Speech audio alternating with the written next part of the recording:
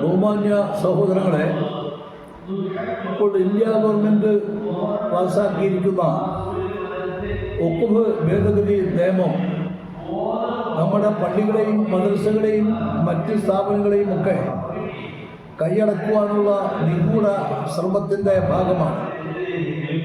നമ്മുടെ വിശ്വാസ ആദർശങ്ങൾക്ക് നേരെയുള്ള കയ്യേറ്റവും ഭരണഘടനയ്ക്കും മതേതരത്വത്തിനും എതിരുമാണ്. ഈ പ്രാകൃത നിയമത്തെ എതിർത്തുകൊണ്ട് അത് പിൻവലിക്കണമെന്ന് ആവശ്യപ്പെട്ടുകൊണ്ട് നാളെ ഈ ഏപ്രിൽ 10-ാം തീയതി വ്യാഴാഴ്ച രാവിലെ കേരള മുസ്ലിം ജമാഅത്ത് ഫെഡറേഷൻ നടത്തുന്ന രാജ്ഭവൻ മാർച്ച് വിജയിപ്പിക്കേണ്ട ബാധ്യത ഓരോ മുസൽമാനും ഉണ്ട്. അതിൽ എല്ലാവരും അണിചേർന്ന് ഈ സമരപരിപാടി വിജയിപ്പിക്കണമെന്ന് വിനയാനന്ദമായി അഭ്യർത്ഥിക്കുന്നു. തൊടിയൂർ മുഹമ്മദ് കുഞ്ഞു മൗലവി, ജനറൽ സെക്രട്ടറി, ദക്ഷിണ കേരള ജമിയത്തുൽ ഉലമ.